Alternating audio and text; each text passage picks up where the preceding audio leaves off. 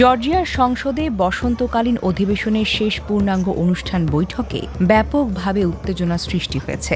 প্রধানমন্ত্রী ইরাকুলি কোবাখিৎজের সরকারের বার্ষিক প্রতিবেদন উপস্থাপনের পর প্রশ্নোত্তর পর্ব চলাকালে বিরোধী ও সরকারি দলের সংসদ সদস্যদের মধ্যে তর্ক বিতর্ক থেকে শুরু হয় হাতাহাতি।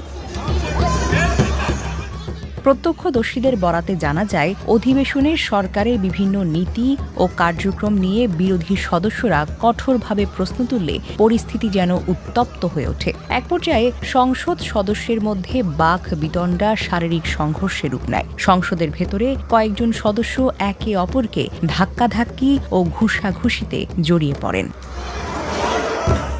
সংঘর্ষের কারণে কিছু সময়ের জন্য অধিবেশনের স্বাভাবিক কার্যক্রম ব্যাহত হয়। পরে সংসদীয় নিরাপত্তা কর্মী ও কর্মকর্তাদের হস্তক্ষেপে পরিস্থিতি যেন নিয়ন্ত্রণে আনা হয়। জর্জিয়ার রাজনৈতিক অঙ্গনে সাম্প্রতিক সময়ে সরকার ও বিরোধীদের মধ্যে মতবিরোধ যেন বেড়েছে। বিশেষ করে সরকারের নীতি, গণতান্ত্রিক সংস্কার এবং ইউরোপীয় ইউনিয়নের সঙ্গে সম্পর্ক নিয়ে দেশটির রাজনীতিতে তীব্র বিতর্ক চলছে।